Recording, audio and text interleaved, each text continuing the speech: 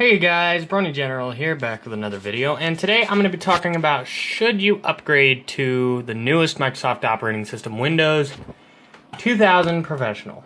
As you can see, I have the newest operating system. Well, if my camera would stop desyncing with the monitor, you could. So you have Windows 2000 Professional, the newest Microsoft operating system out. Came out about a couple weeks ago. And I'm here to discuss, is it a good idea for you to upgrade from Windows 98, Windows NT, Windows 95, whatever you're using, to Windows 2000 Professional? Is it something that you should do? And you need to consider a few factors, and one thing is cost. Can you afford Windows 2000 Professional? I picked up my copy for about $300 new. Obviously, over time, the price will probably be going down, but as of it being a new operating system, those are the prices that we have. Now, one other thing you need to consider is, what are you doing? Windows 2000 Professional is built to run on high-end hardware, as it says in the name, Professional. So stuff like what I have. I've got a very high-end GPU in this computer. I have a decently fast CPU, I have a lot of RAM, I have a big hard drive. That's what Windows 2000 is meant to run under, heavy, high-end hardware. If you only own, say, an IBM Aptiva or an HP Pavilion, a low-end Pavilion, and you're running a 300 megahertz AMD K6, and 48 megabytes of RAM, with a 4 gig hard drive, then you probably don't need Windows 2000, because more than likely your system just isn't powerful enough to be able to utilize it.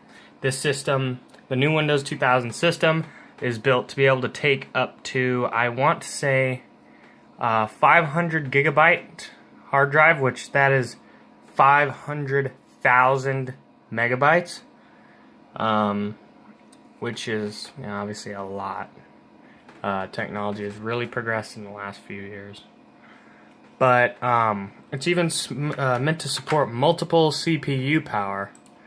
It has quite a few new features like this. This is the new Task Manager, where you can actually manage your memory usage and your CPU usage. As you can see, I have a standard single-core CPU, but you can have 2 CPUs in a system with Windows 2000 and it will detect them both and use them both. So, I say if you're running high-end hardware like that, then yes, Windows 2000 is a very good option for you. If you're doing things like rendering video, rendering audio, and rendering photos, if you're doing things like, heavy internet browsing, 6 tabs here, 6 tabs there, 6 tabs there, lots of stuff at once, Windows 2000 is a good option. Windows 2000 will run on early Pentiums. You can probably run it on a Pentium 100. I know you can run it on a Pentium 133.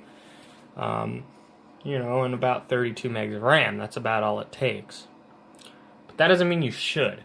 I have a 600 megahertz Intel Celeron and 384 megs of RAM in this system. And the RAM is good, but the CPU needs to be upgraded to a Pentium class processor. Even I'm not quite running fast enough to really be able to justify Windows 2000 completely. But if you're running something below a Pentium 2 or a Celeron 500 megahertz, I would advise against it. Stick with what you have. Now, if you're a gamer, if you play the latest titles only, for instance, the Half-Life series, Quake, Midtown Madness, anything like that, then yes, Windows 2000 is a very good option for you because it can utilize, as I said, better hardware than Windows 98 can, and it is more reliable by a lot. If you play older titles, Doom, Duke Nukem 3D, Wolfenstein, DOS-based programs, Windows 2000 is not made to run DOS programs. As of Windows 2000, the DOS system has been eliminated. We're not sure how the new home operating system that's going to come out, it's planned for next year. We're not sure if it's going to have NT or if it's going to be DOS system. We're guessing NT. But if it's DOS-based, what you run a lot, I would stick with what you have. Now, with those things being discussed, you can decide whether you need Windows 2000 or if you should stick with Windows 95, 98, whatever else. It is a hefty price, but it is also a very hefty, very good operating system if you have the right specs and the right purpose for it. So with that being said, I will see you guys in the next video, and I hope you enjoyed this one.